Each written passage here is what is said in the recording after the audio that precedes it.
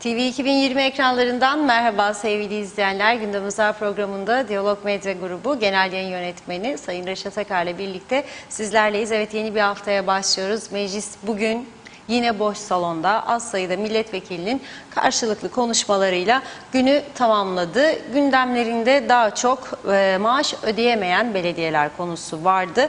Ayrıca genel kurul toplantısı sırasında kamu işte örgütlü hademeler de meclis dışında eylem yaptı. Toplu iş sözleşmesi için hükümete Cuma gününe kadar süre tanıdılar. Ayrıntılarını konuşacağız. Bir başka konumuz ülkenin en önemli sorunlarından bir tanesi kara sınır kapılarında yaşanan sıkıntılar. Evet, sıkıntılar, sorunlar devam ederken meclisin bu konuya ilgisizliği dikkat çekti. Bu arada Arasta esnafından da sınır kapıları ile ilgili çok ciddi uyarılar geldi.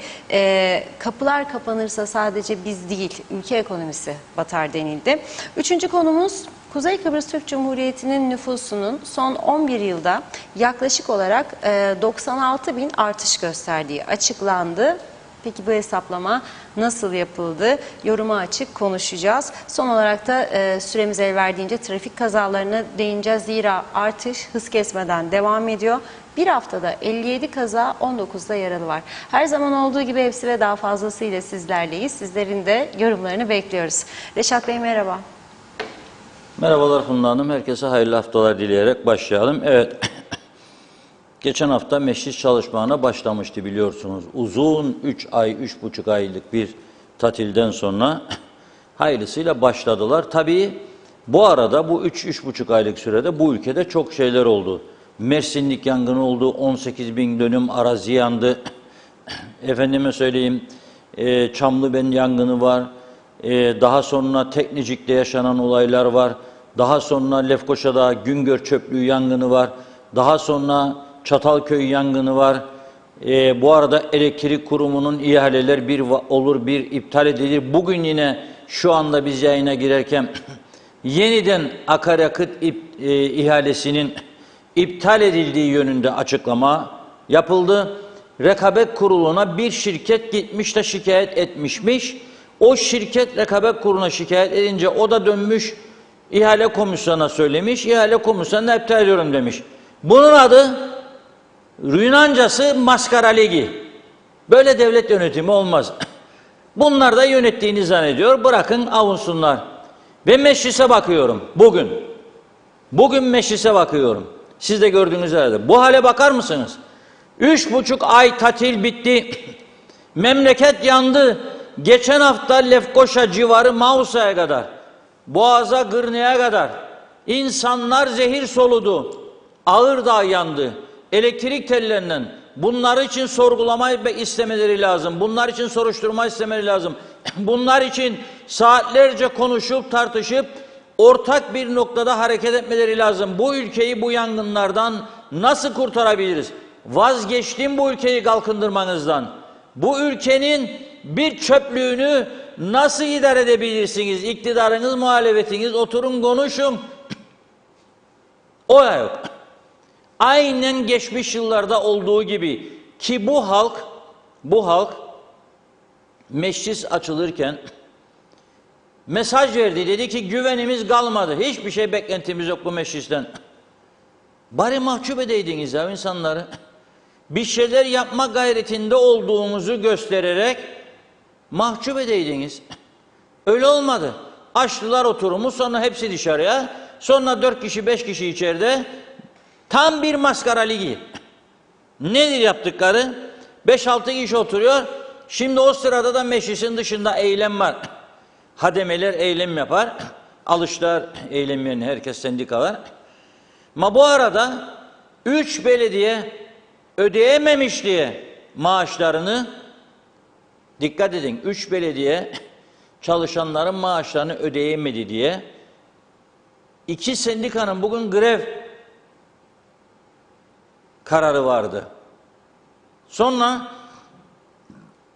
her zaman olduğu gibi Maliye Bakanı ile görüşmüşler, güvence aldılar ve eylem kararını iptal ettiler. Ama meclis bunu tartıştı.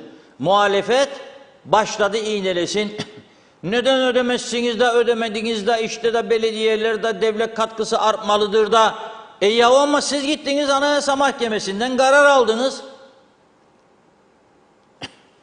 Niçin? Seçim tarihi için dediniz ama kilitlediniz belediyeleri ve memleketi. O Anayasa Mahkemesi'nin kararını ne çabuk unuttunuz siz ya. Bu ülkede halkın güvendiği 3-4 kurum kaldı. Biri de yargı, yargıyı da siz yıpratmaya çalışıyorsunuz. Bugünkü mecliste bütün olaylar yargıyı tanımama anlamını taşıyor. Hem gidip karar alıyorsunuz Anayasa Mahkemesi'nden. Seçimler 26 Haziran'da yapılmalıydı. Ondan sonraki tarih geçersizdir diye. Ve Anayasa Mahkemesi Başkanı size açıklama yapıyor. Diyor ki 26 Haziran'da belediye başkanlarının görevleri sona ermiştir. Maaş ödeme yetkileri de yoktur diyor.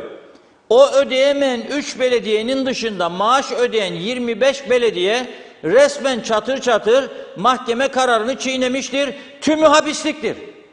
Ha ödemesinler diye söylemiyorum ben.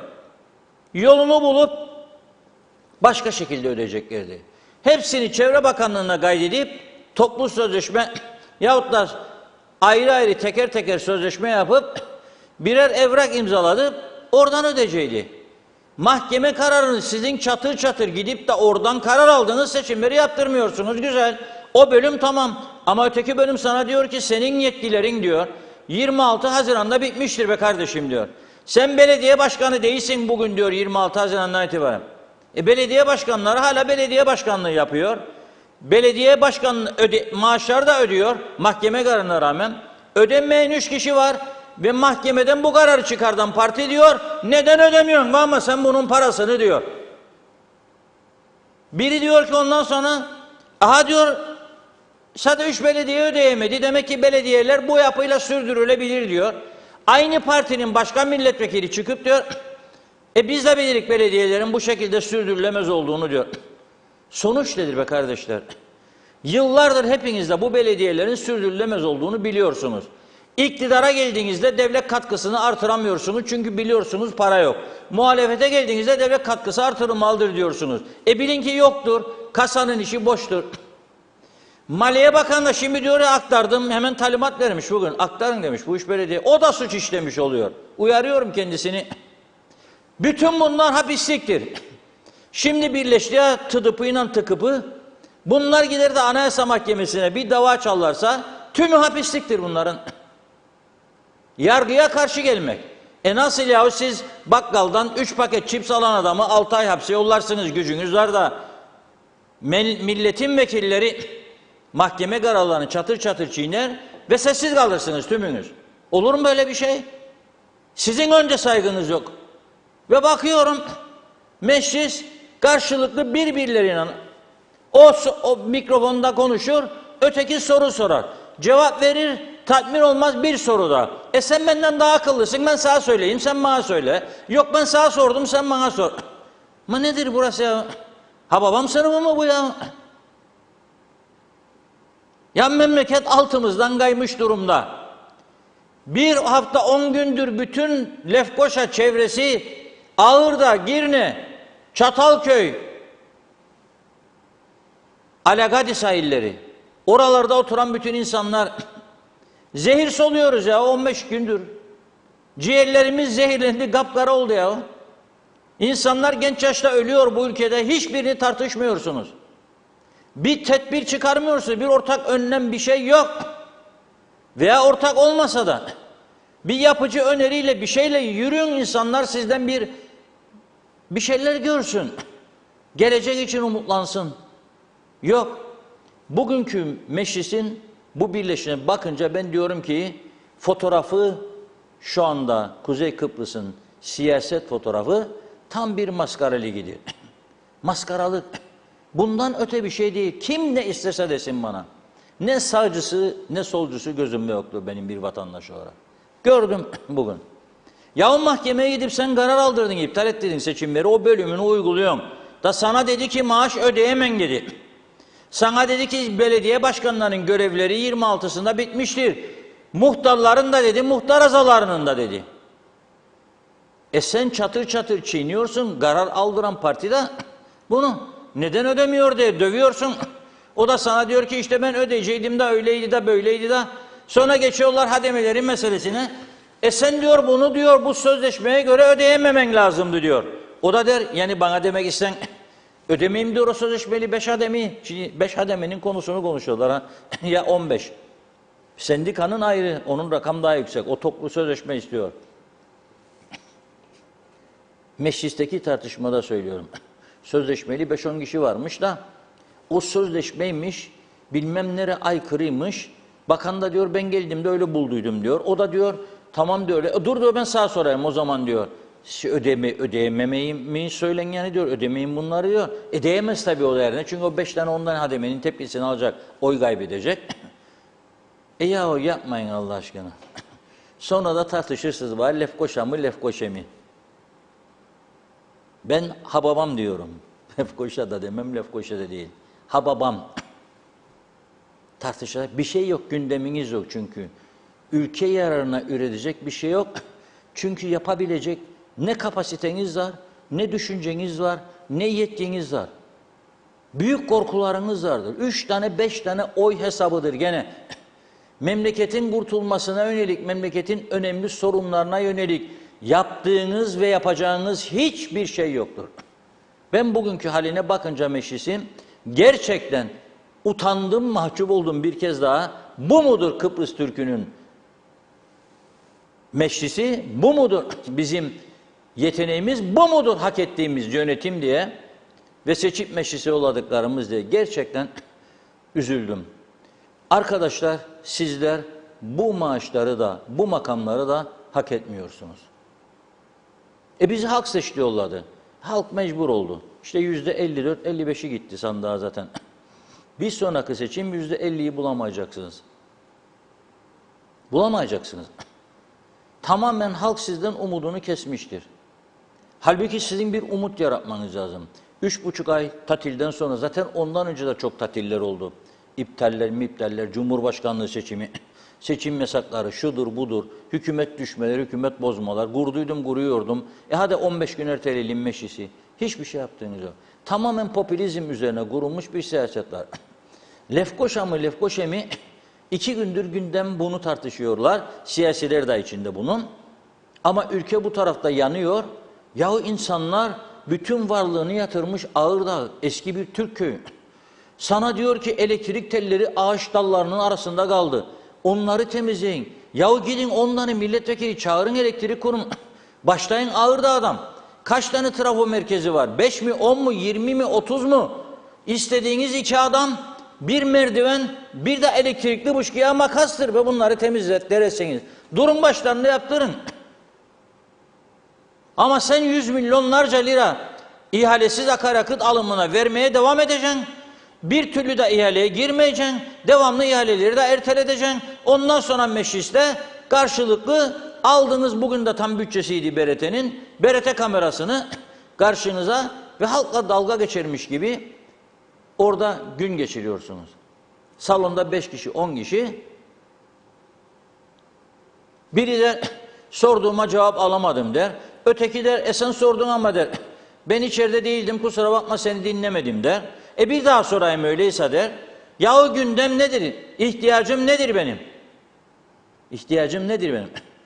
Dün Tuzla'dan, İngiltere'den gelme bir vatandaşımız mesaj attı bana. Nasıl bir ülkedir bu yahu dedi. 12 saat elektrik yok dedi. Nasıl bir ülkedir? Ne diyeyim kendine? This is TRNC dedim. Altına da yazdım forever dedim. This is TRNC forever 12 saat Tuzla'da. Bunu konuşacaksınız. Bu elektrik kurumu nasıl düzelecek? Ne yapılmalıdır? Bu ihalesiz akaryakıt alımları, bu giden 100 milyonlar halkın parası. Hiç kimsede şey yok. Sen ne ödemedin bu hademeleri? Ya da niçin ödedin? Hangi yasaya dayanarak ödedin? Bu yasanın bilmem nesine vazgeçin be. Yasayı da çıkaran siz, bozuk yasa çıkaran da siz, tutarsız yasa çıkaran da siz. İşinize geldiğinde, yasa işinize gelmediğinde Anayasa Mahkemesi'nin kararını bile tanımayacaksınız. Siz istediğiniz aldınız bu kararı Anayasa Mahkemesi'nden. Devlet katkısı artsınmış. Bakın bakalım başka ülkelerde devlet katkısını nasıl yavaş yavaş kaldırmayı planlarlar. Bakın İmzalanan ekonomik protokolde de devlet katkısının sıfırlanması öngörülüyor. Soruyorum hükümet ortaklarına, ne söylemezsiniz bunları? Ne söylemezsiniz Faiz Bey'in gidip imzaladığı protokolde devlet katkısının sıfırlanması öngörülüyor. Veya vaat ettiğinde diyeyim, protokole belki yazmadılar açık açık. O bizim görmediğimiz bölümlerde. Vardır bu. Bizzat kendilerinden duydum. Ha sen toplayacaksın vatandaştan vergiyi, daha çok belediyeye katkı, daha çok çünkü seçim var. Şimdi, peki yollara katkı kaynak, elektriğe kaynak, telefon, hiçbir şey yok. Yani bir günde bize biraz umut verin ya, gelecek için umutlanalım, çocuklarımızın geleceği için umutlanalım. Sıfır umut. Sıfır umut, açık söylüyorum size. Ve her kim ki bu ülkeden umut beklerse, bir söz vardır söylemeyeceğim, onu düşünsün. Bir kötü söz vardır, onu düşünsün. O noktadayız şu anda. Umutlanacak hiçbir şey yoktur. Ağırdağ'da zehirlenen insanlar, evleri yanan insanlar, kim tazmin edecek onları? Ne durumdadır? 18 bin dönüm yandı ormanlar. Onları kim tazmin edecek oralarda? Evi falan olanlar, etkilenenler, zarar görenler. Çöplükten zehirlenenler, zarar görenler ne olacak? Soruyorum, nedir? Öngörünüz nedir? Bu çöplük gene yanacak. Siz bu şekilde 2 gün, 3 gün idare ediyorsunuz, söndü, gene yanacak bu çöplük. Belediye çöplükleri ne olacak? Onu sorarım size. Ne yapacaksınız? Yanıyor oralar devamlı. Belediye başkanları diyor, yol gösteren yok diyor. Biz de nerede bulsak döküyoruz diyor. Senin stratejik bir yerin vardır, kurumun ki özelleşme asla olamaz, yıkarık dediniz başınıza gök kubbeyi. Neden? Stratejik kurum. Çöplük kurdular stratejik kurumun yanına.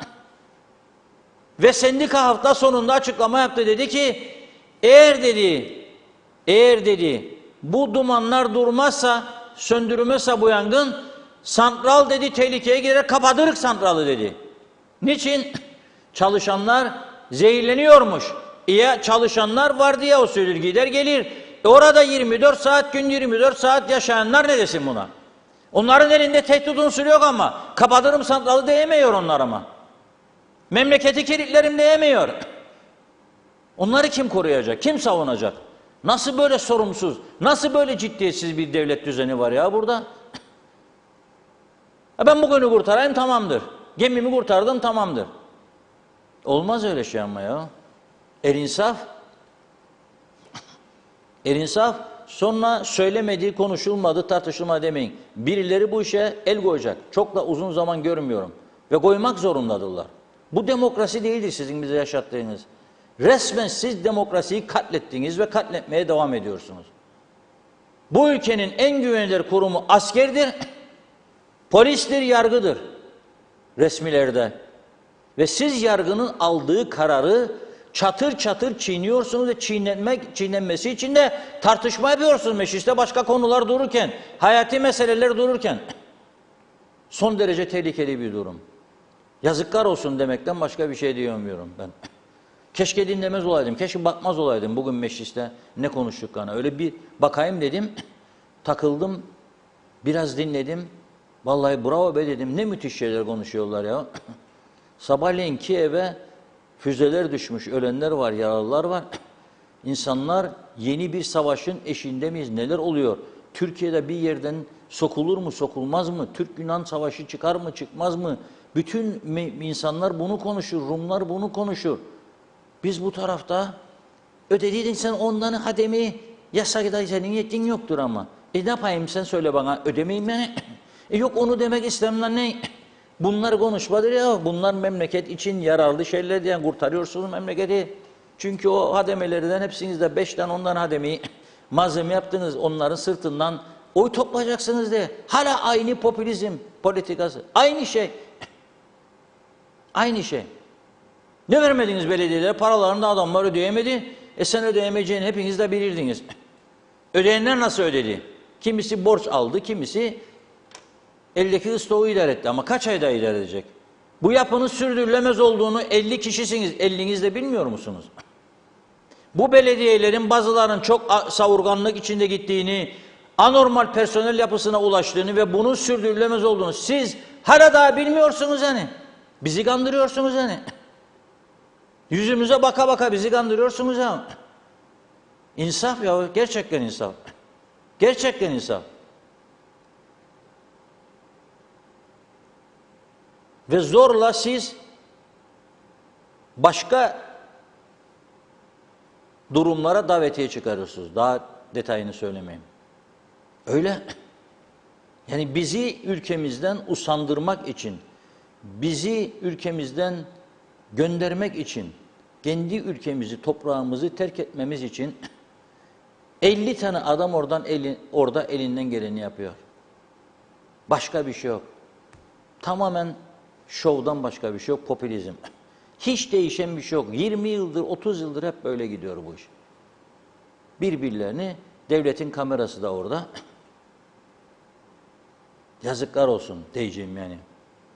Özel televizyonlar hakkını vererek koyun şartlarını siz koyun. Bir televizyon kaç kişiyle döner?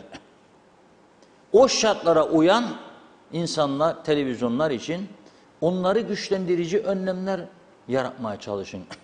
Mesela devlet ilanları. Ama yapmıyorsunuz bunu. Sonra oturup bugün 250 milyon, 255 neyse BRT'nin 10 ay gecikmeli bütçesini geçiriyorsunuz. Çünkü koyuyor kamerayı da sizi yansıtıyor. Her salı günü ve diğer gün neyse meclis toplantısı olduğunda. Sizi göstersin diye. Bir de akşam açarsınız haber bültenlerinde. Benim demeci koyduydu koymadıydı. Kısa koyduydu uzun koyduydu. Her iktidar değişiminde muhalefet de iktidarın borazanı oldu. Ondan sonra o gider öteki gelir o onun için aynısını söyler. 3 tane kanal. Bir inan 3. kanal aynı şeyi gösterir. Nasıl? Yani olacak şey değildir bu. Tam her taraf tutarsız yani. Tutarlı hiçbir şeyimiz yok. Ben bugünkü meclis birleşini görünce üzüldüm. Sendikada orada eylem yapmış kamu iş. Kamu işte örgütlü. Sendika diyor hükümete cuma gününe kadar süre verdi. Ne istermiş? Toplu iş sözleşmesi. Hadi bakalım. Ne yapacaksınız? Okullar yeni açıldı. Davul zurna bir öğretmenler grev yapar durur. Bu da kamu iş yapar durur. Eğitim. Tabii çok başarılı öğrenciye yetiştirdiğimiz için, eğitimde çağ atladığımız için bu grevler etkileyici olmuyor. Hiçbir şey olmaz. Çocuklar zaten çok zeki. Yani korkunç şeyler var, bilgi birikimleri var. Yani 100 sene hiç okula gitmeseler gene dünya birincisi. Ya resmen gerçekten tutar eder tarafımız yoktur. Tutar. Biri eylem yapar, çekerler içeri geri konuşalım. Tamam halledecek git. Ne kadar hakkıdır, ne kadar haksızdır bilemem.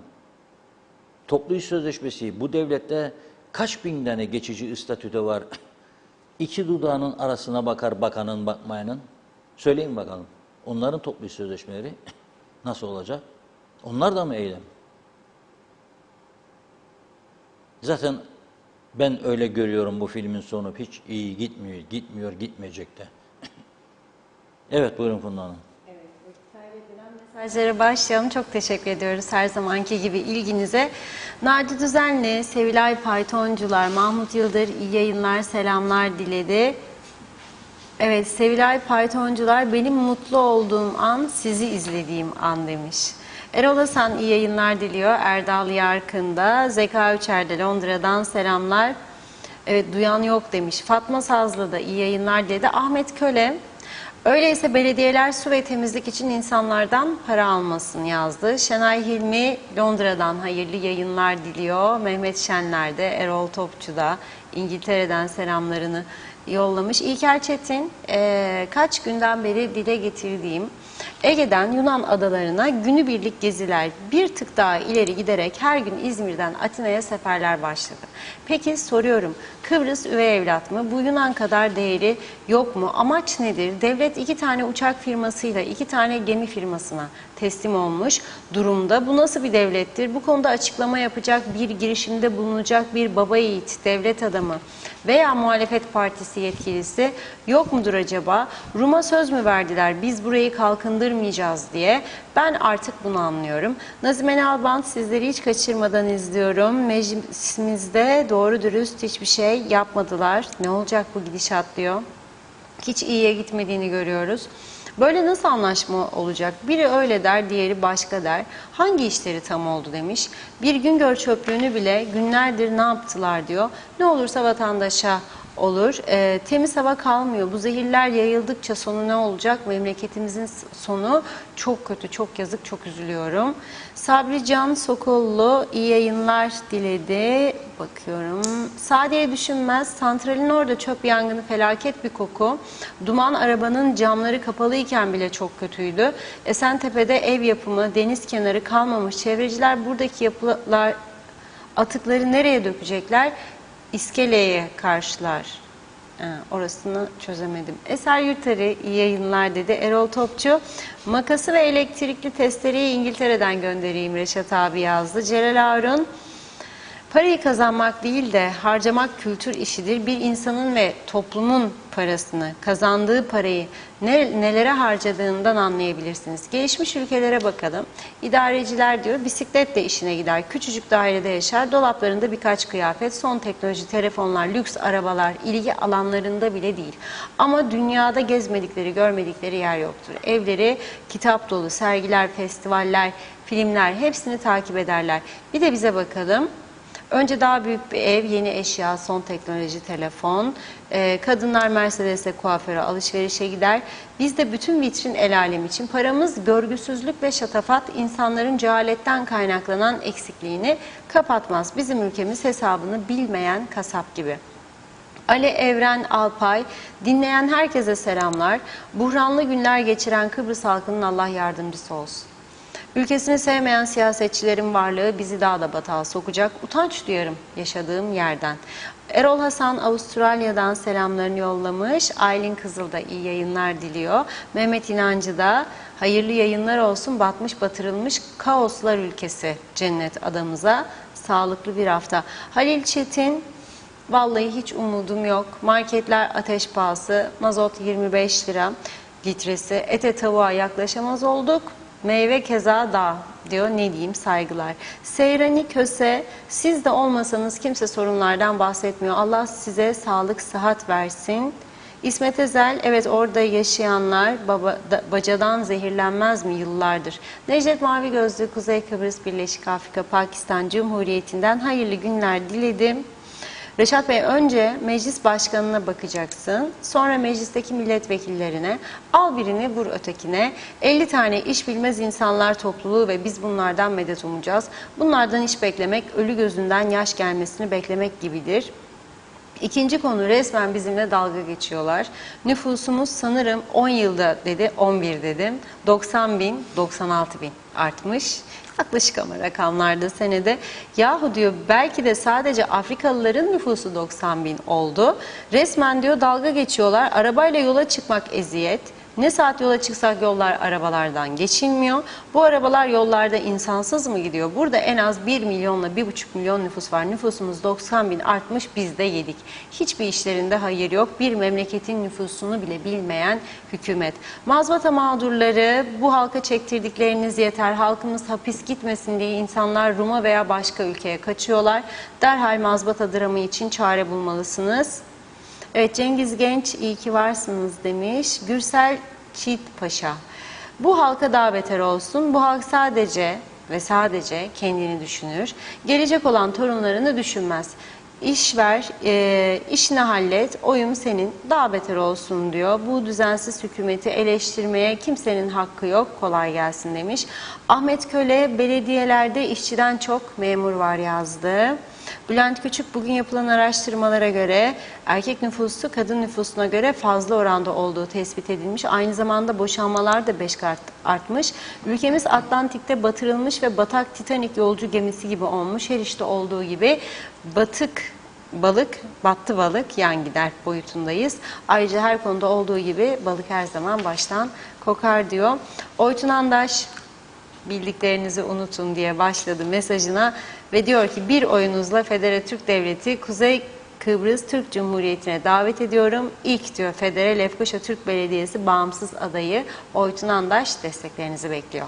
Nilüfer Canova, aylardır Baykal bölgesi ve Larnaka yolu toprak dolu, toprak yutuyoruz. Erkan Erçika, KKTC Tumba gibi yazmış. Hatice Mumin, Mehmet Ali Özdemir, iyi yayınlar diliyor. Nazime Nalbant, evet halkın umutları, hayalleri bitiyor. Bir an önce ülkeyi canlandırın. Halkı da göç ettirmeyin. Bunun önlemini alın. Bu halkı üzmeyin. Çalışanların emeğini verin. Yine insanlarımızı yollara sakın çıkarmayın. Eylemlere de mecbur bırakmayın. Zamdan başka ne yapıyorsunuz? Yine akaryakıta zam yaptınız. Bu halkımız benzine mi çalışacak? Asgari ücretle geçim olur mu soruyorum demiş. Diyalog TV'de emeği geçen herkese de sevgilerini yolluyor. Kemal Osman Ceyhanlı, tükendik, tüketildik dedi. Ali Çeliker, bu yolların durumu ne olacak? Her taraf çukurlarla dolu diyor. Hesapta karayolları var, orayı kapatsınlar. Mehmet Bardak, eğitim gün geçtikçe yerlerde sürünüyor. Özel ders alamayınca iyi bir okul tutturamıyor. Serkan Erol iyi yayınlar diledi. Hamit Karavul, hiçbir yetkili yokmuş. Memlekette bir markette bir kahve 20, diğerinde 26 TL. Evet, Hasan Nihat Erduran, yollar arttıkça karayolları ters orantılı küçüldü, bitirildi. Bir kasıt mı var bunda acaba demiş. Evet, son bir iki mesaj okuyup ara verelim. Naciye Akaylı, memleket yangın yeri.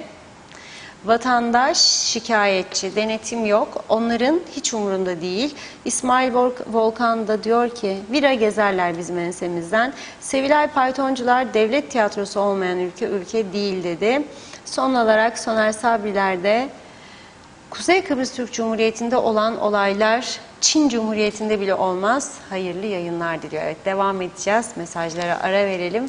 Neşat Bey buyurun. Evet, çok teşekkür ediyoruz mesajlar için. Tabii üzülüyoruz da yani bu kadar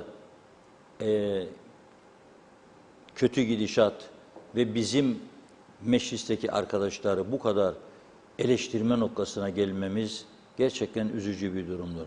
Hiç arzu etmediğimiz bir durumdur. Ama bir değişim görmeyince de onları uyarmak görevimizdir. Tutarlı bir siyaset yoktur maalesef Kuzey Kıbrıs'ta. Herkes günübirlik politikalarla ülke yönetmeye adaydır.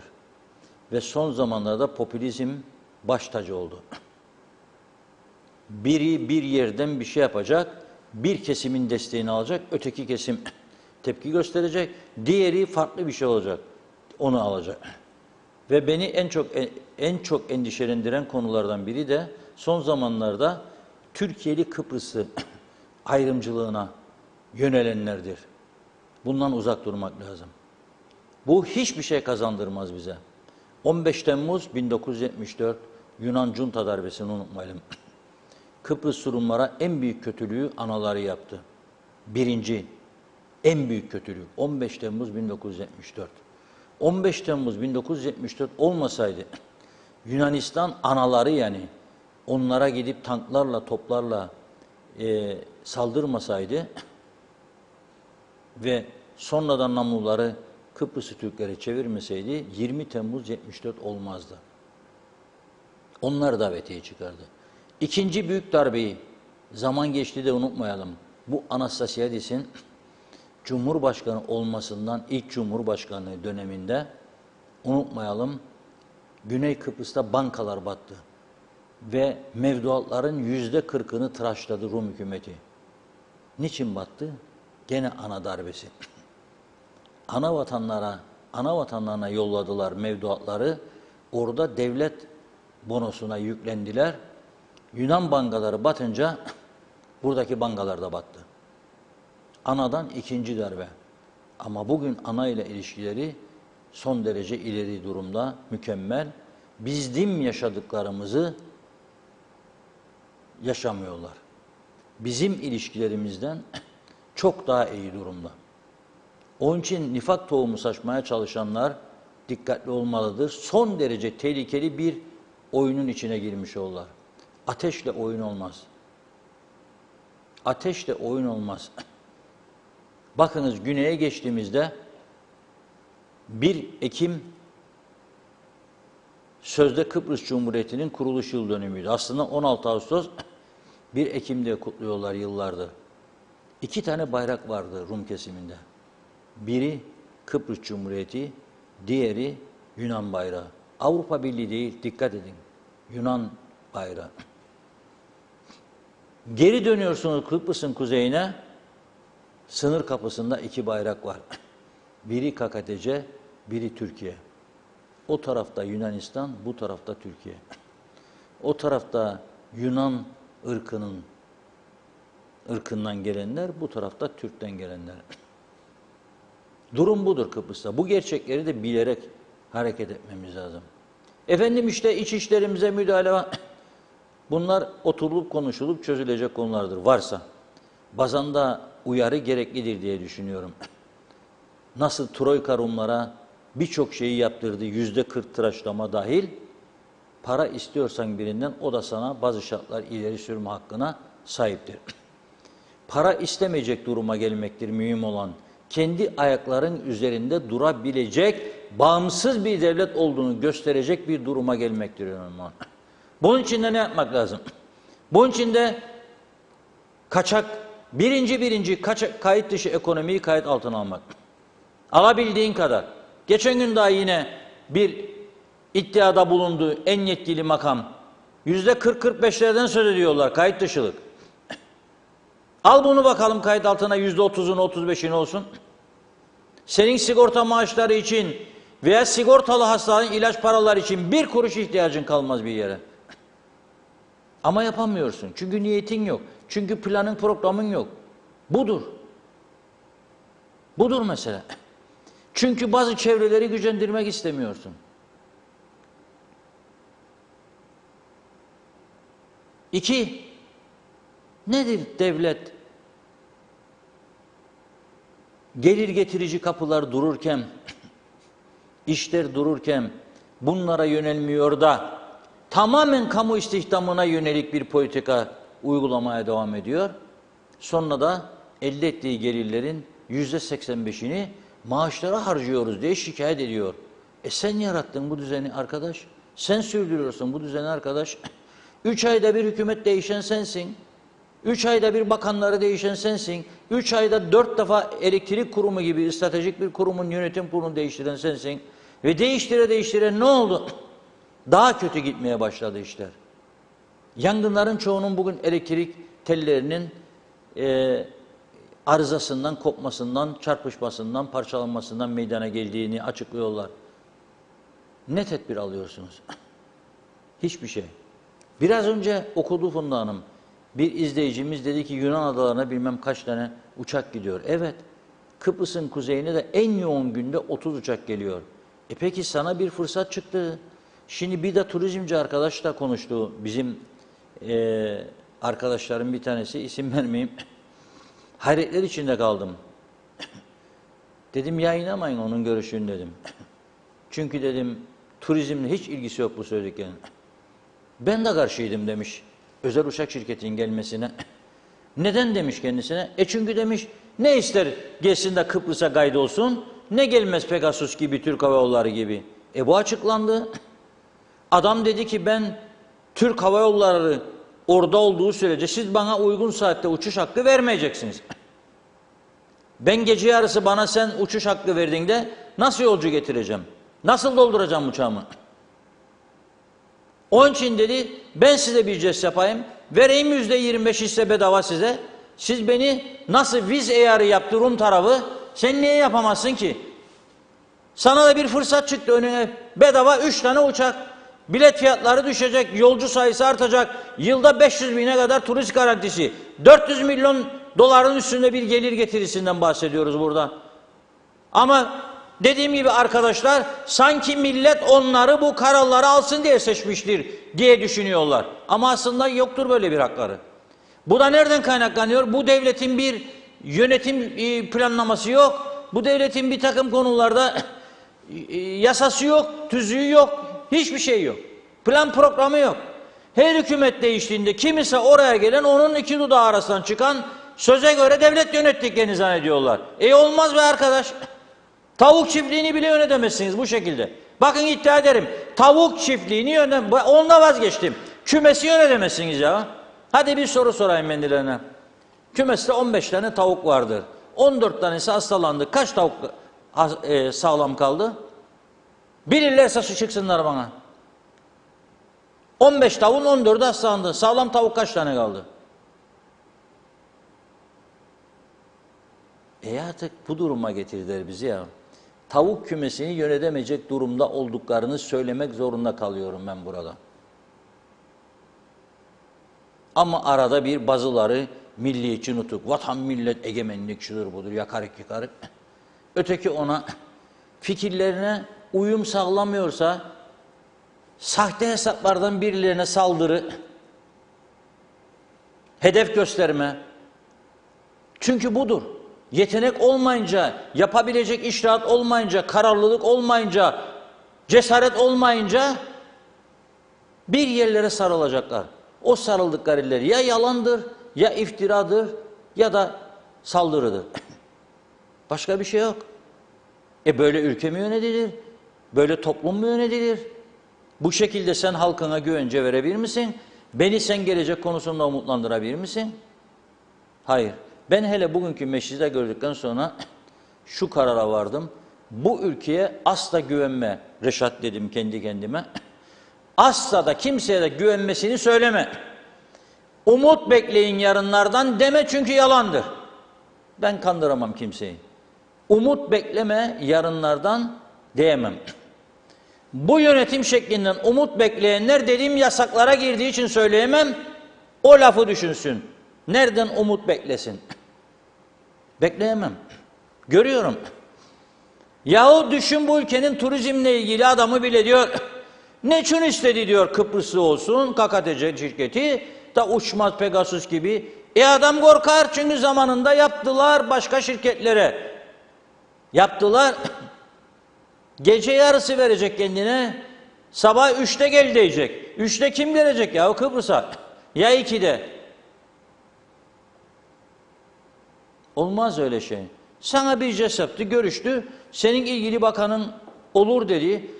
Ulaştırma Bakanı, turizmde dedi aman çok müthiş olur dedi. Ama kabinede başka 2 bakan ya da bir tanesi olmaz demiş. Onlar da olmaz deyince olmamış. Zaten adam baktı gördü ki oyalandı. Gidin be işinize dedi. Gidin işinize dedi. Sizi mi çekeceğim? Türkiye'ye 2 milyon turist götüren şirket bizi mi çekecek yani? Ne olduk ya biz böyle? Ve zannederler ki bir yerden gökten para yağacak da bu kadar adam aldırıyorlar belediyelere, oralara, buralara, toplu sözleşmeye ver, buraya ver, oraya ver, buraya ver. Nasıl çıkacaksın bu işin içinden bir süre sonra? Bir başka konu. Ama önce söyleyeyim arkadaşlar, bir de önüme getirdi tekrar şeyi. Program başına söylemiştim. Rekabet Kurulu diyor, itiraz dosyasıyla akaryakıt ihalesini, iyi ki adını duyduk ha bu Rekabet Kurulu'nun. 2 defadır duyarım yani son 5 senede. Hep bu akaryakıt iptali. Birileri gene sizler hadi gösterin Rekabet Kurulu falan.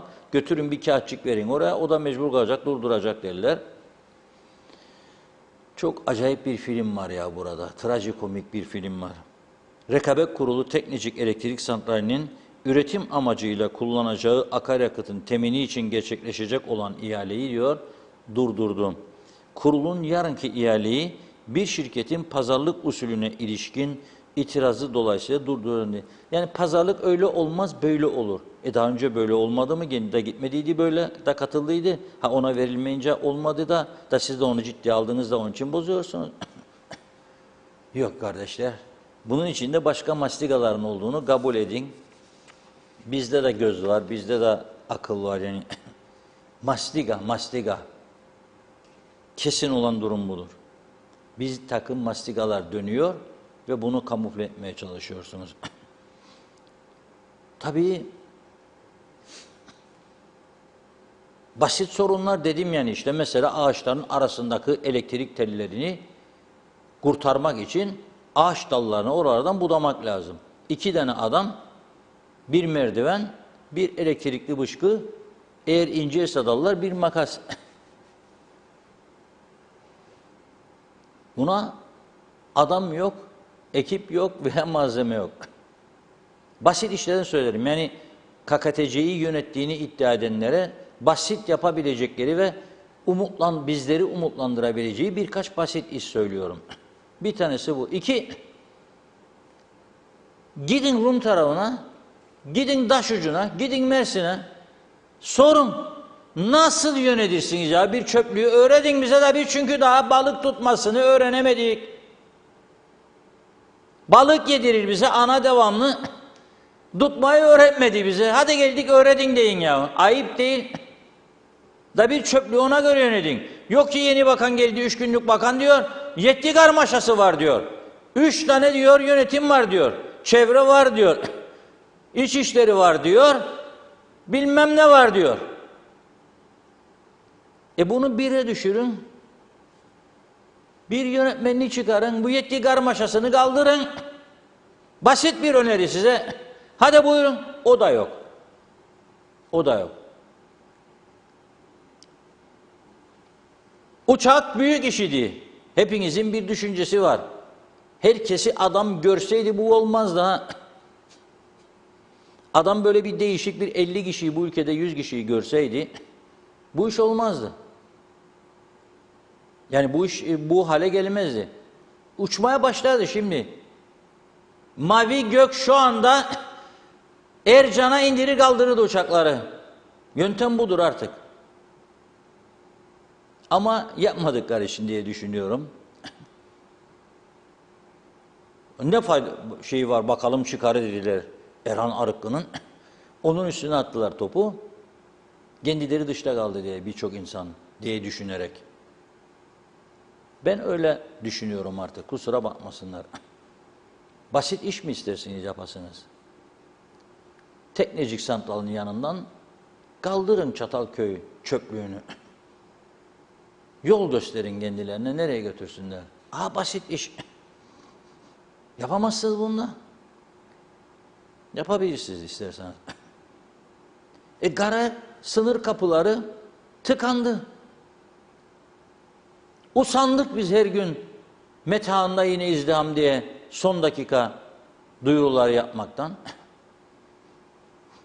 Oradan geçenler artık bütün umudunu buraya bağlamış durumda. Bizi arıyorlar, yazıyorlar, fotoğraf gönderiyorlar. Biz de kameramanı gönderiyoruz. Ama bu arada son dakika mesela pazar günkü olay söyleyeyim size. Bizzat gittim, gözlerimle gördüm dün.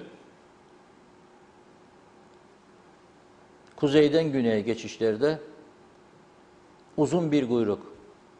3 tane geçiş noktası var, biri kapalı.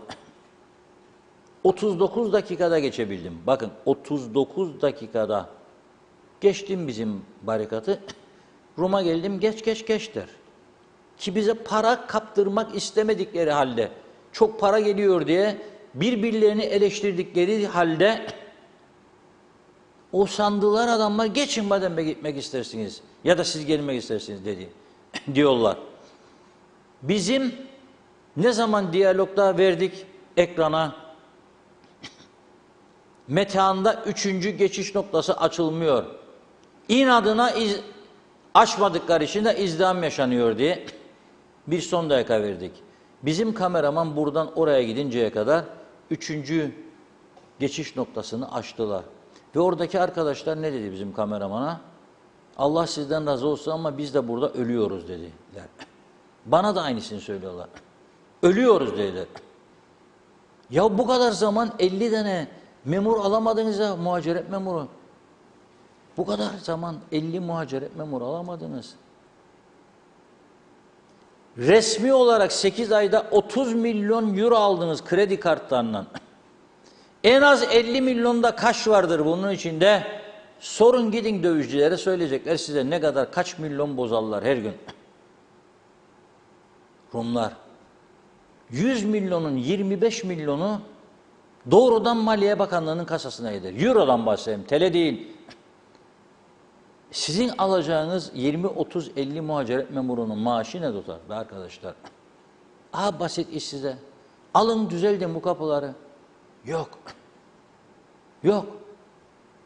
Çünkü tabii esnaf bu işten ekmek parasını çıkarıyor. İthalatçılar güzel para kazanıyor. Fakat örgütlü bir mücadele yok. Onlar gidip okulları kapatamıyorlar. Hademeler için kapatıyorlar. Veyahut da sendikalar öğretmen saatleri falan için kapatıyor.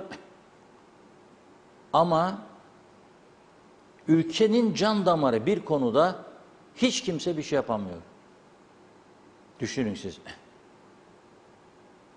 Ve yapabildikleri bir tehdit, barikatların kapanabileceğini bir yerde göze aldık anlamı içeren açıklamalar yapılıyor. Tabii bu da esnafı korkutuyor. Özellikle pandemi sürecinde iflas noktasına gelen o Aras'ta esnafı, Yenikent esnafı, Mausa'da Surlar işi esnafı korkudan titriyor. Aman Allah'ım diyorlar, kapanmasın. Yahu dedi ki arkadaşlara, cumartesi günü gidin bakalım bu lokmacı kapısına. Ya yürüyerek geçiyorlar. Hep metehan değil. Bu dün metehandır pazar günü. Bu şimdi ekrana gelecek olan röportajlarla birlikte geliyor. Cumartesi lokmacı kapısıdır. Esnafa da sorun dedik. Oradaki görüntüleri de alın. Utanç verici durum var ya. Yani orada uzun kuyruklar, insanlar bekliyor barikatta, işlem yaptırsın da geçsin bizim tarafa, da görsün bizim bölgemizi de. Belki oturup bir kebap yer, belki oturur bir tişört alır, belki bir ne bileyim tesbih alır, bir şey alır. Ama maalesef bir sınır kapılarını idare edememekten söz ederim. Ülke yönetmekten değil, sınır kapılarını rahatlatmaktan söz ederim. Benim yetkim olsa 15 gün sonra bu kapılar tümü uçar. Metehan bir hafta dedim, bir hafta iddiamın arkasındayım. İzin versinler, bir geçiş noktası daha, bütün masraflar bana ait. Bir hafta. Ama ne yerler ne yedirirler diye bir söz vardır biliyorsun. Yemekten söylerim, başka bir şeyden değil yani. Ne yaparlar ne yaptırırlar. Onun için arkadaşlarımızın o söyleşilerini şimdi ekranlara getireceğim. Hepimizin bunu görmesinde ve kapıların önemini anlamasında büyük fayda vardır diye düşünüyorum. İzleyelim. Nasıl gidiyor işleriniz? Ya koronadan dolayı biraz etkilendik. Elektrik kesintisinden etkilendik. Şu an birazcık toparlanır gibi. Toparlanın. Evet. Peki sınır kapılarının, özellikle lokmacı size en yakın sınır kapısı, sınır kapılarının işlerinize etkisi nedir? Yani sınır kapısı açıldığında işlerimizi yükseltti yani, ama kapandığı zaman da öyle bir gerçek ki tek biz değil bütün esnaf penekleri indirir yani. Çünkü orası kapandığında Aras'tanın herhangi bir yerlinin geldiği bir durum yok yani. Genelde Rumlar geliyor. Güneyden geliyor. Evet, güneyden geliyor, evet. Evet. Peki sınır kapıları kapanırsa Aras'ta ne olur? Bana göre, kendi düşüncem, kapatır insanlar, çünkü yerlinin geldiği bir bölge değil burası. Genelde biz oraya çalışıyoruz ki 4 yıldır da gerçekten çok etkilendik. Yeni yeni toparlanmaya başladı. Umarım kapanmaz, öyle bir durum olmaz yani. Sınır kapılarının işlerinize etkisi nedir? Tabii ki sınır kapı, daha doğrusu dünyanın tarafının bütün her tarafında eğer sınırlar olmasa herkes özgürce her yere gidip gelebilecek, alışverişini yapabilecekler. Ve bu alışverişlere her ülke kendi ülkesinin içerisine katma değer katacak. Bana göre sınır kapılarının hiç kapalı olmaması gerekiyor. Sınır kapısının tabii burada olmasının çok büyük bir avantajı var. Özellikle çarşının gördüğünüz gibi kalabalıklığı, restoranların, marketlerin ve birçok iş yerine ciddi bir katma değer katıyor. Ciddi bir gelir sağlanıyor. Buranın ekonomik yapısındaki veya Türk parasının alım gücünün diğer paralara göre düşük olmasından dolayı da çok tercih ediliyor. Yani gelip burada bir vatandaş yemeğini yediği zaman 5-6 euro, 7 euroya yiyor, içiyor ve gidebiliyor. Orada kahvesini içemiyor. Yani bunun artı avantajları var. Biz tabii ki arasa esnafları olarak da bu fiyat politikasına dikkat ediyoruz. Ucuzluğu sunuyoruz, kaliteyi sunuyoruz ve bununla birlikte onların teveccühüyle buraya katılmalarını sağlıyoruz. Sınır kapılarının kapanması, yani insanın kendisini evine kapatmasından bir fark yok. Tabii ki birbirimize yeteriz diyoruz ama ne kadar yeteriz tartışılır. Sınır kapıları turistlerin gelmesiyle hareketli kazandırıyor ve ekonomiye de ciddi bir katma değer kattığının inancındayım. Kapanırsa bunlar hepsi kaybedecek. Çünkü kapandığı zaman zihniyetler kapanır. Yani okulların kapanması gibi bir şey. Mustafa Bey, nasıl gidiyor işiniz? Ya çok şükür fena değil. Şimdilik idare ediyoruz yani. Ya sınır kapıları faydası anlamından faydası kesinlikle vardır. Ama işleyiş bakımından biraz yavaş işleşiyor. Yani onu bir şekilde çözüm yapmaları gerekir. Yoğunluk beklemesi Yani falan. gelenler isyan ediyor. Turisti de şeyi de yani canları sıkılmış bir şekilde bazen giriyorlar. Bazen de tenha oluyor artık şeye göre. Fakat birkaç tur geldiği zaman turu biraz rahatlatmaları lazım. Orada birikinti olduğu zaman bir seferlik normal şekilde gelen vatandaşlarda da çok büyük sıkıntılar yaratıyor. Yani bir daha da gelmek istemez. Onun için yani çok zor bir şey değil. Bunun çözülmeyecek bir durum da değil. Çok rahat bir önlemler alınması gerekir ama tabii inşallah akıllarına gelir de ederler. Peki sınır kapıları kapanırsa çarşıda ne olur? Yani eskisi gibi tavla atacağız. Yok silah alınması, kapıların kapatılması gündemi. İnşallah böyle bir şey olmaz. Bu seneden sonra böyle bir şey olacağını da ben hiç tahmin etmiyorum. Kapatıldığı takdirde artık başka çözümler bakma yoluna gidilir. Yani sonuçta hayat durmaz, devam eder. Ama ekonomi bakımından gerçekten büyük sıkıntılar yaşarız. Vallahi kapılar açıldıktan sonra biraz hafif bir toparlanma oldu. Ama yanımıza kalır mı kalmaz mı düşündürücüdür. Çünkü en basit sebeplerden durumlar ters dönüyor. Bana göre en sonunda bir yaramazlık olacak ama bekle bakalım görelim ne olacak. Vallahi işin gerçeği sınır kapıları kapanırsa bu çarşı kapanır. Çünkü bizim nüfusumuz çok yeterli bir nüfus değil ve dış taraflara büyük mağazalar açıldı. Yani her biri bir pazardır o açılan mağazalar. Dolayısıyla burasının işini bitirirler yani. Burası tamamen ölür. Teksas'ın o ölü sokaklarına benzer. Sınır kapıları kapanırsa. Kapanmasını da arzu etmiyoruz ama arzuyla olmaz bu iş. Siyasi meseleler var işin içinde. Türkiye, Yunanistan çok fena zıtlaşıyor. Belki daha da ileri gidebilir bu gidişle. Bir tek sınır kapıları kapanırsa ona da bir şey demem de daha ileri gidersedir kötüsü. Yani savaş çıkarsa. Nasıl gidiyor işleriniz? Vallahi iyi, bu aralık iyi var. İyidir. Peki sınır kapılarının işlerinize ne gibi bir etkisi var? Şimdi sınır kapılarını rahatlatırlarsa her zaman söylerik bunu. İnsanlar daha kolay bu esnafa para bırakacak. Ama sınır kapılarında bir kuyruk ta girdikleri yere kadar, ta o yana kadar geçer gider.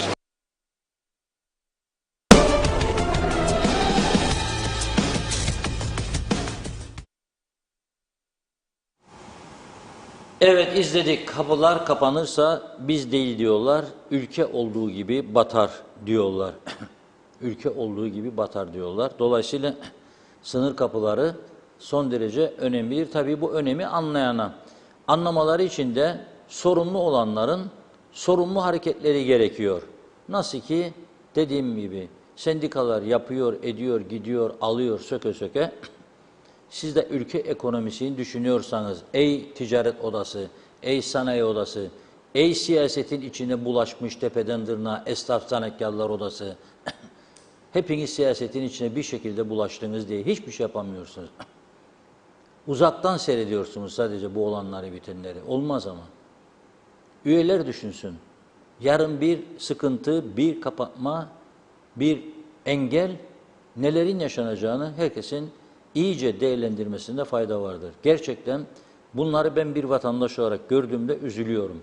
Bir kapıyı yönetmekten aciz durumdaysak biz neyi yöneteceğimizi gerçekten sorgulamamız lazım. Gerçekten. Üzgünüm çünkü görüyorum çok basit meseleler bu ülkede aylarca düzelmiyor. Yokmuş komite oluşturulmuş, başbakan tümünü gezmiş, görmüş, talimat vermiş de bilmem ne, sonra komite oluşturmuş, sonra özel sektöründe de komite imzalamış, protokol ki birlikte olacak. 5 ay, 6 ay geçti üstünden, hiçbir şey yok. Hiçbir şey yok çünkü niyet yok, niyet yok. Niyet yok. Kapılar oy getirmez diye düşünürler. Kapılar oy getirmez diye düşünürler. Ama öyle değil gerçek durum. Üzücü bir durum. Hazır mı telefon? Hazır mı? Hazır. Evet, hatırlayacaksınız sevgili izleyenler, kuzeyimiz var. Babası Gürdal Selen Güçlü ile Skype'tan bağlantı yapacağız. Güzel haberleri var, paylaşacağız. Hoş geldiniz yayınımıza.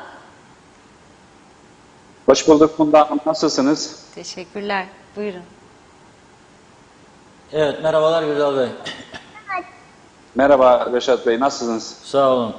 Evet, şimdi Küçük Kuzey için Amerika'da ameliyat olabilmesi için bir bağış kampanyası başlatmıştınız babası olarak.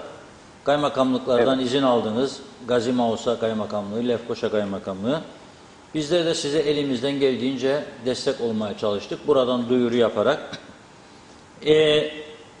Bir süre de uzatıldı kampanya istenilen rakam toplansın diye. Bugün sanıyorum mutlu sona ulaştınız. Yani geri kalan ihtiyaç duyulan son 10.000 doları Merit Otelleri sizlere bağışladı diye bir duyum aldık. Bunu sizden dinlemek istiyoruz. Süha Türköz Bey Yönetim Kurulu Başkan, Merit Otelleri Yönetim Kurulu Başkan Vekili olarak sizinle görüştü. Bu şekilde tamamlanmış oluyor mu kampanyanız? Bu konudaki son durumu, duygu ve düşüncelerinizi sizden almak istiyoruz. Tabii Reşat Bey. Öncelikle TV 2020 ailesine, sizlere çok teşekkür ederiz. Bizleri hiç yalnız bırakmadınız. Ne kadar uğraştıksa arkamızda sizi hissederek gücümüzü veya sesimizi duyurmak için her zaman arkamızda oldunuz. Çok sağ olun. Bizi duyan Merit Oteller gibi, başka kişiler gibi bizlere yardımlarına koştular. Çok teşekkür ederiz onlara.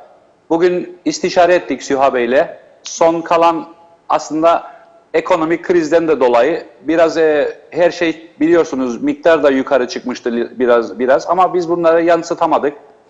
Bizi sevenler de İngiltere'den topladıklarını topladılar. Buradan da Merit Oteller çok güzel bir bağış yaptılar. Son 10.000 dolar kala beni oraya çağırdılar ve artık yorulmamamı söylediler. Çünkü uzun zamandır bizi takip ediyorlarmış. Artık diyor ameliyatınızı olun diyorlar. Ve 10.000 doları bize bugün bağışladılar, bağış yaptılar. Ben Besim Bey'e çok teşekkür ederim. Süha Bey görevlendirmiş Süha Bey'i. Ona da çok teşekkür ederim. Gerçekten böyle bir şeyi hiç beklemiyorduk. Ve çok duygulandık açıkçası. Ailem adına müteşekkiriz yani. Çok sağ olsunlar. Bizim yanımızda ve bize destek verdiler. Evet, biz de çok mutlu olduk. Bu kampanya en azından bu şekilde mutlu bir sona ulaştı. İnşallah Kuzey herhalde yakın bir gelecekte ameliyata gidecek. Güzel haberlerle döneceksiniz. Kuzey el salla babam. Duydum Evet. ki sen bana yardım ediyorsun. Evet yardım ediyor sana tamam. Tamam. Çok teşekkür Hadi öpücük de ederim. veriyorum. Teşekkür ediyoruz. Evet, seni Ben de- seviyoruz. Bu da kardeşim. Teşekkür. Çok Hayırlısı teşekkür olsun. ederiz Reşat Bey. Hayırlısı olsun Gürdal Bey. Çok teşekkür Sağ olun. ediyoruz. Biz- Bütün katkı Evet. koyan izleyicilerimize çok teşekkür ediyorum. Buradan çağrı yaptık. Burada- SMS'lerle 25 lira, 50 lira, 100 lira verenler oldu. Gene iş adamlarımızdan Günay Çerkez Bey iyi bir katkı yaptı. Ahmet Sammer Bey yaptı. Geçikkale'den Evet. Fatma Hanım yaptı sağ olsun emekli maaşından. Herkes Doğrudur. imkanları nispetinde bir şey yapmaya çalıştı. İngiltere'den katkı koyanlara da sizin için çok teşekkür ediyoruz.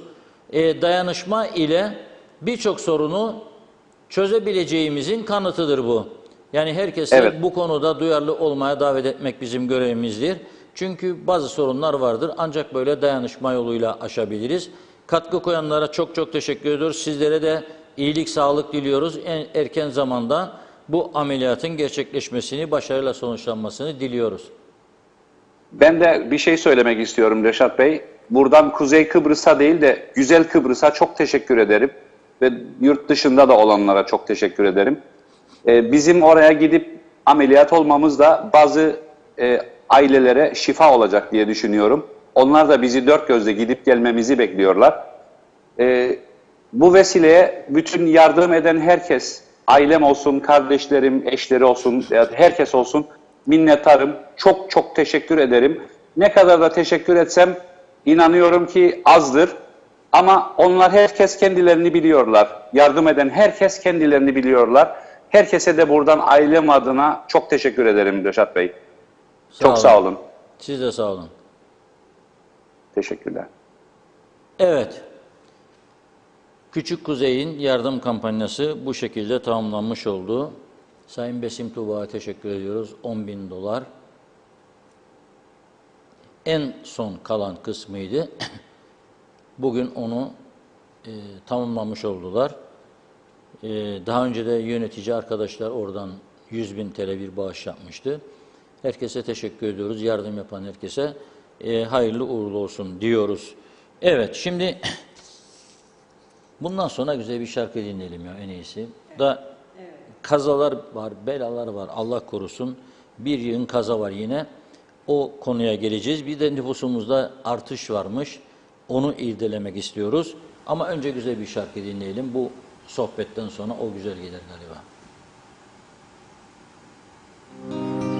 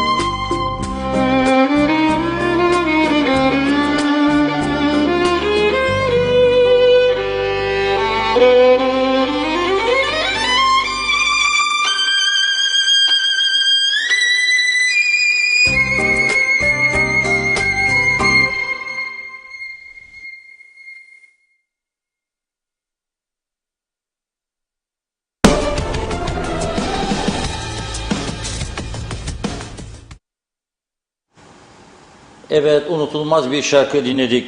Portofino. Şimdi okuyacağım sözleri bir iyice dinleyin bakalım. Kimin sözüymüş bu? Maviye çıkardı çocukluğumuz, ne yana dönsek umut. Kime tutunsak vefa. Çocukluk ruhumuzu. Öksüz kaldı saksıda çiçek, bedende ruh, şiirde kelime. Ünlü bir yazarın sözleridir. Maviye çıkardı çocukluğumuz, ne yana dönsek umut, kime tutunsak vefa, ki kaldı mı şimdi öyle bir şey yoktur. Çaldılar ceplerimizden çocukluk ruhumuzu, öksüz kaldı saksıda çiçek, bedende ruh, şiirde kelime. Evet, bilenler yazar. Şimdi iki önemli konu. Bir, nüfusumuz kaçtır, nüfusunu bile bilmeyen bir ülke falan derdik. Alın size nüfus dediler. Bugün bir açıklama yaptı KKTC İstatistik Kurumu. 1977 ve 2021 yıllarına kapsayan nüfus ve demografi bülteni yayınlamış. Ve buna göre 4 Aralık 2011'de 286.257'ymiş nüfusumuz yapılan sayımda. 4 Aralık 2011 286.257 imiş. 2021'de yani 10 yıl sonra projeksiyona göre 382.836 olmuşuk. Yani 100.000 civarında bir artış var. Neredendir bu? Tam anlamış değilim. Ama diyor doğumlarda artışlar, ölümlerde azalma var gibi bir durum var. Erkekler nüfusun %54.4'ü, kadınlar ise 45.6'sı. O yüzden şimdi buraya biraz kadın nüfusu artırmak lazım gibi geliyor. Ki artıyor galiba, öyle duyuyorum ben. Fakat ilginç bir rakam paylaşım var. Çizdim altını. Bu açıklama içerisinde. Boşanmalarda diyor artışlar. Halbuki artış değil, patlama var, patlama. 1977 ile 2021 yıllarında evlenme sayısı 1200 civarındayken 1977'de 180 boşanma olmuş. 1200 evlenme, 180 boşanma. Ama 2021'e geldiğimizde diyor 5 kat artış oldu diyor. 1200 evlenme, 895 da boşanma. 2022'yi alırlarsa daha da vahimdir durum diye düşünüyorum. Belki de 1000 evlenme, 1050 boşanma da olabilir. Peki neden? Neden? Bir defa bana göre nedenlerden birçok neden var da en önemli neden insanların tatminsizliğidir. Ne oldum delisi olmasıdır. Ne oldum? 2, menfaate düşkünlüğün artması, çıkarcılık, bencillik. 3, psikologlar. Gücenmesinler. Bizde de psikolog var ha. Linda Hanım var, başka bayanlar var, başka erkekler var, gelir gider program yapar Linda Hanım. Çok sayıda psikolog doğurdu Kuzey Kıbrıs Üniversiteleri.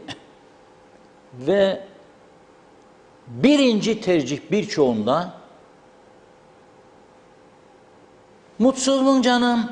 Evet. Böyle yapacaksın o zaman. Şöyle kararsızlık daha kötüdür. Tavsiye etmiyorum derler. O da bak ne dedi psikolog? Boşan. Geride bıraktıklarında psikolojik açıdan yıpratacağını, hasta edeceğini, zarar vereceğini hiç düşünmeden en iyi bildiğiniz insanlar delirmiş vaziyettedir. Her boşanan delirmiştir demiyorum ha. Yanlış anlaşılmasın. Anlaşamayacağın, parçalandığın, gece gündüz kavga ettiğin insanla tabii ki yollarını ayıracaksın.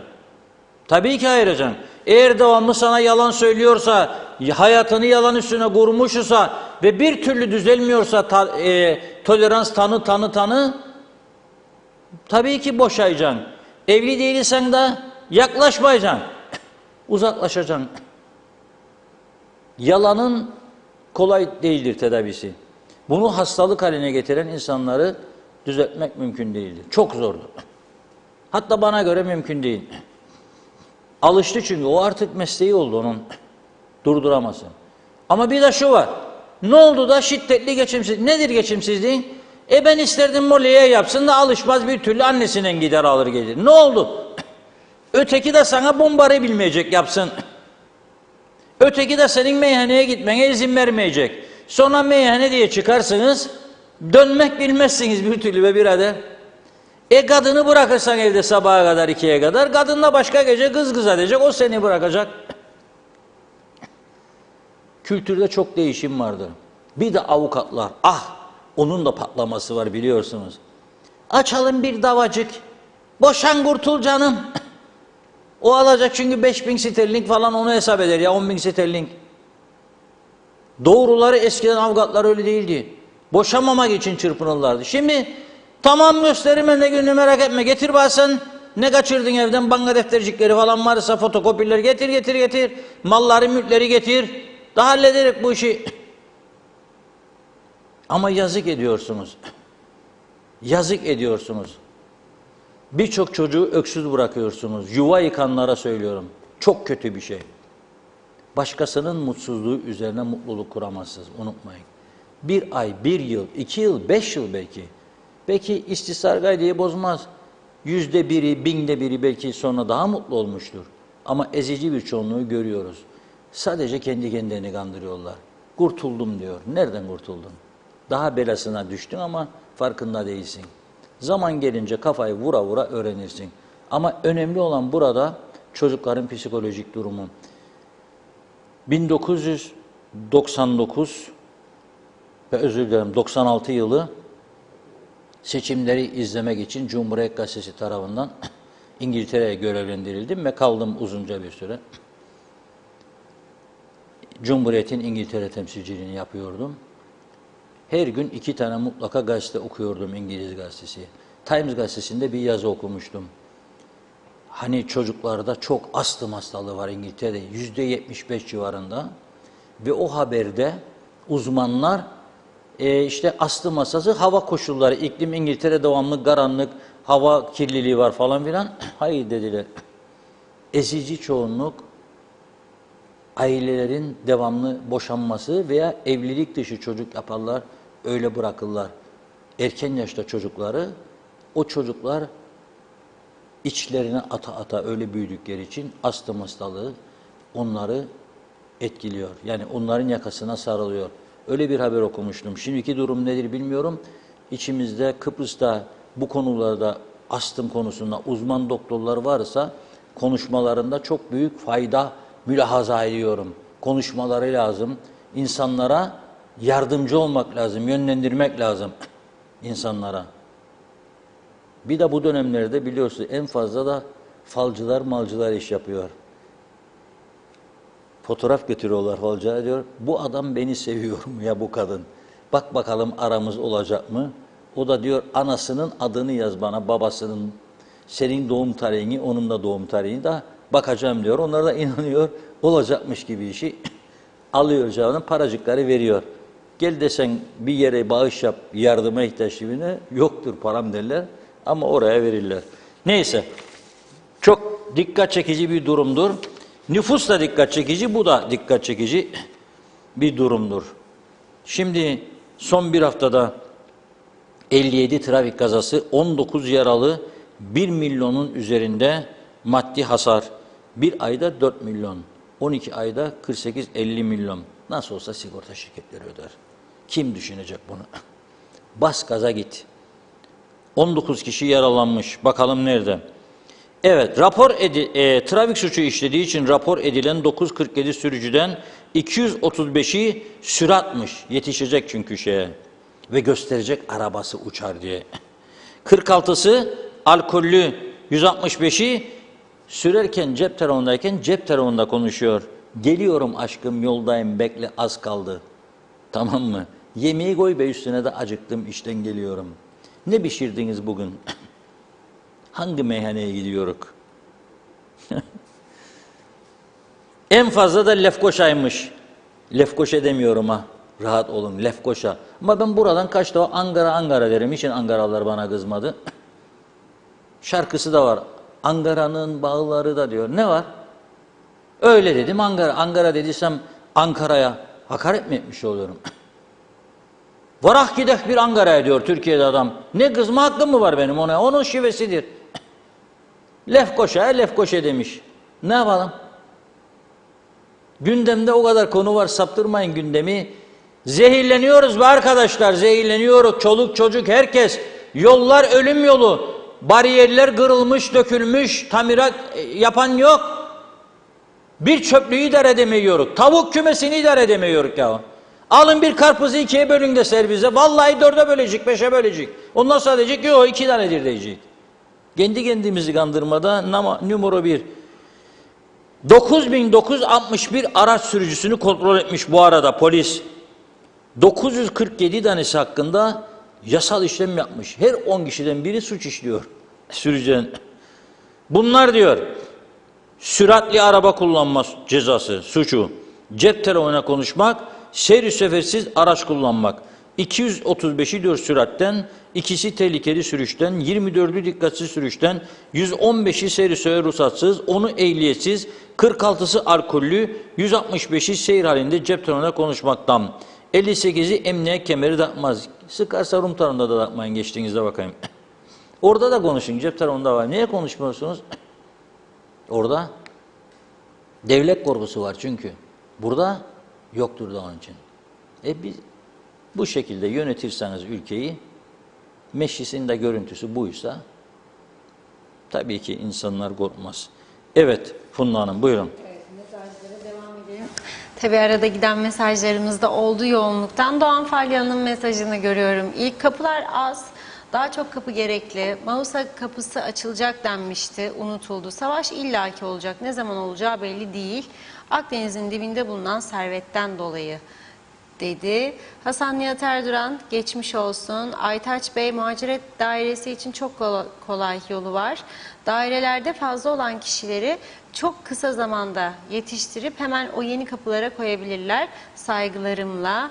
Celal Harun da geçmiş olsun diyor kuzeyimiz için. Evet bakıyorum.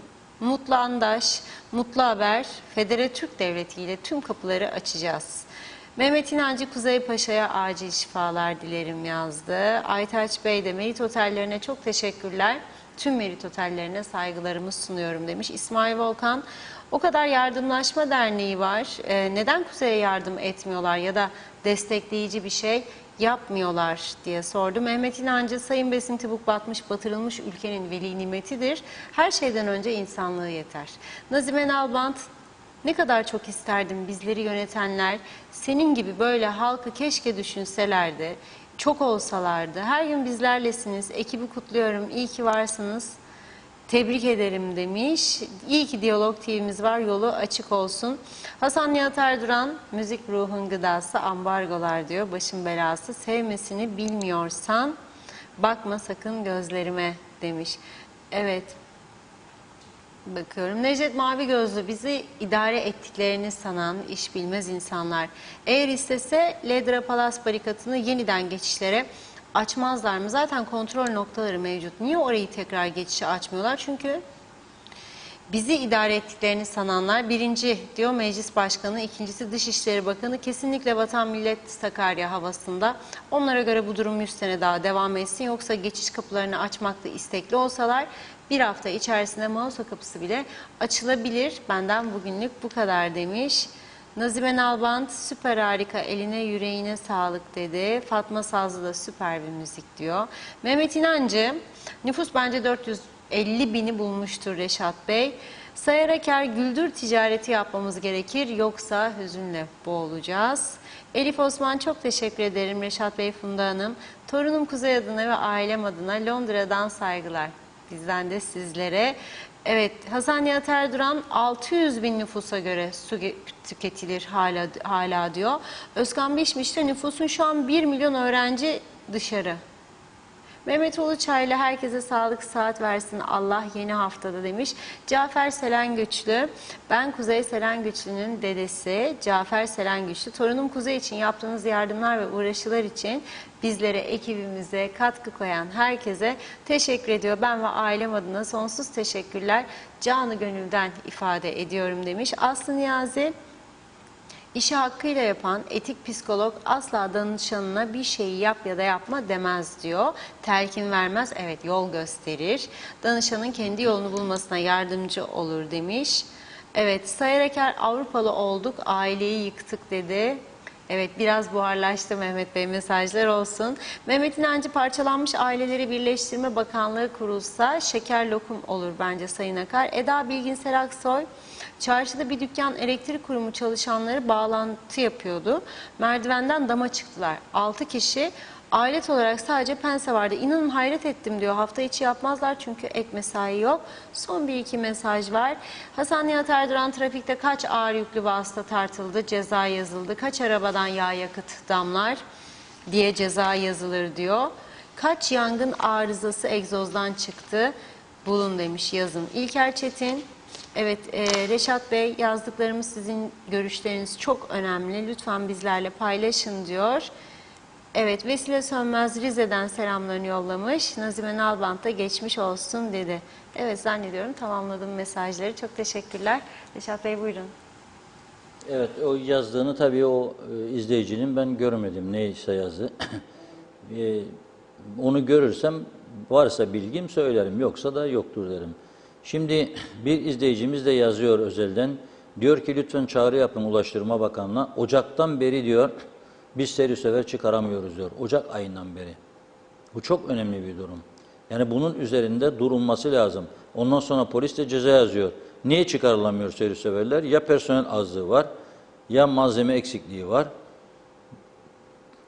Bir tıkanıklık var.